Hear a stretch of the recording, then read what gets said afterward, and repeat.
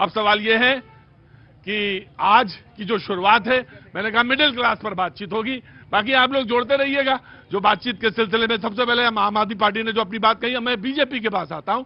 जी, आप वहां से शुरू करिए। आम आदमी की बात हो रही है, और अगर आम आदमी की बात हो रही मतलब मिडिल क्लास की, तो उसमें सब कुछ मिलना चाहिए।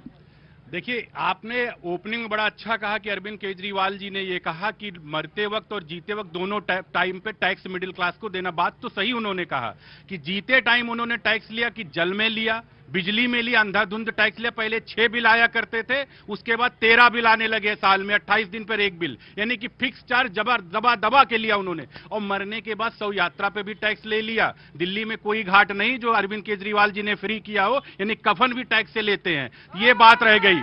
दूसरी चीज ये मैं कह रहा हूं कि मोदी जी ने जो वादे किए हैं, मोदी जी के वादे नहीं, गारंटी है, क्योंकि हम लोग संकल्प से सिद्धि तक जाते हैं। हमने एक संकल्प मोदी जी ने किया, भारतीय जनता पार्टी ने किया कि दिल्ली की जनता के माध्यम से सबसे पहले जो आपदा है उसको मिटाना है। और जहां जहां हमने जो वादे किए मोदी जी की गारंटी जहां जहां वो पूरी हुई। राइट, मैं आता हूं आम आदमी पार्टी। हम कहते हैं कि हम बजट पे शिक्षा के ऊपर 26% हम खर्च करते हैं जी। पूरे हिंदुस्तान में 2% खर्च किया जाता है। हम यदि ये मांग करते हैं कि 10% इस पे खर्च किया जाए, बुरा करते हैं हम?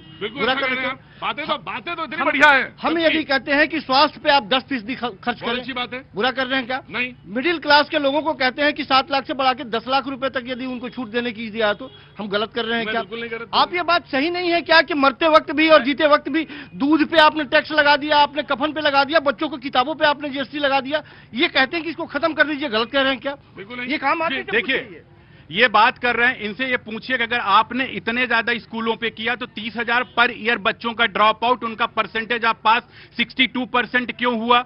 आप ये बताइए, अगर इतना आप खर्चा करते तो यमुना नदी को आप क्यों नहीं साफ कर पाए? अगर आप कहते हैं कि हम मोहल्ला क्लिनिक के माध्यम से हेल्थ पे खर्चा करते हैं, 7 सालों से डॉक्टरों की सैलरी, किसी भी हेल्थ वर्कर की सैलरी क्यों नहीं आप बढ़ा पाए?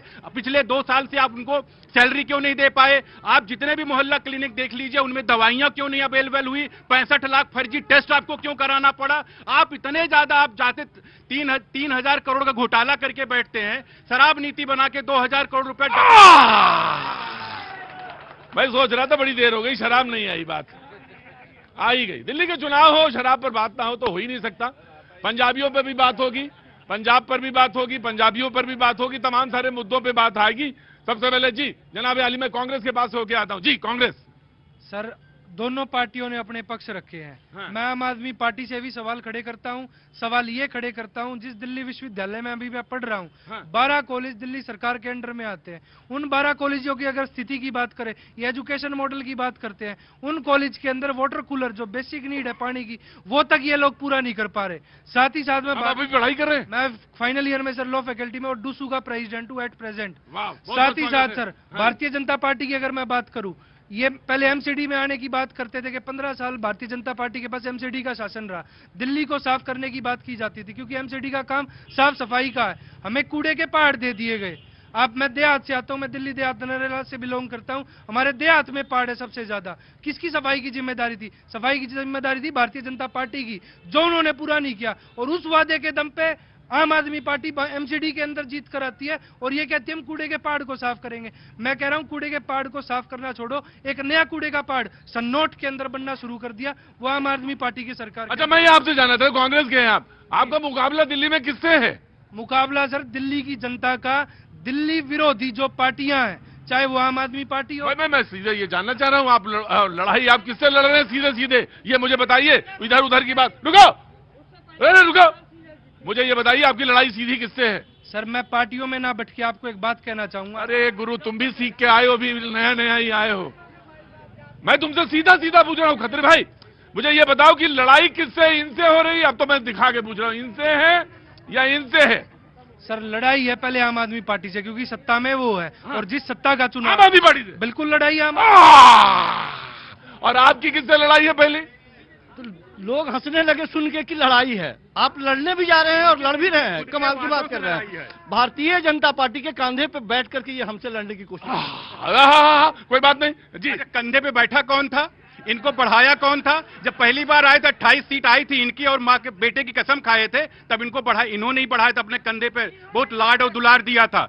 उसके बाद दिक्कत ये हो गई, उसके बाद फिर चुनाव लड़ते हैं साथ में कि नहीं संविधान बचाने के लिए। जब दोनों चोरों का घर लुटने लग गया तो कहे कि भाई कि तुम हटो। ठीक ठीक, मैं आता हूं जी जनाब, मुद्दे पे आएंगे, लौटेंगे। एक से वादा मैंने तो आज पूछ लिया कि पहला वादा इस चुनाव में कब हुआ था? किसी ने कहा 2100 वाला। मैंने वादा ये भी किया था कि मैं चमचमाता हुआ कोई इनाम दूंगा। जब उसने बताया कि 2100 वाला तो मैंने कहा अब देखेंगे, जब होगा तब होगा, जब होगा तब देखेंगे जी।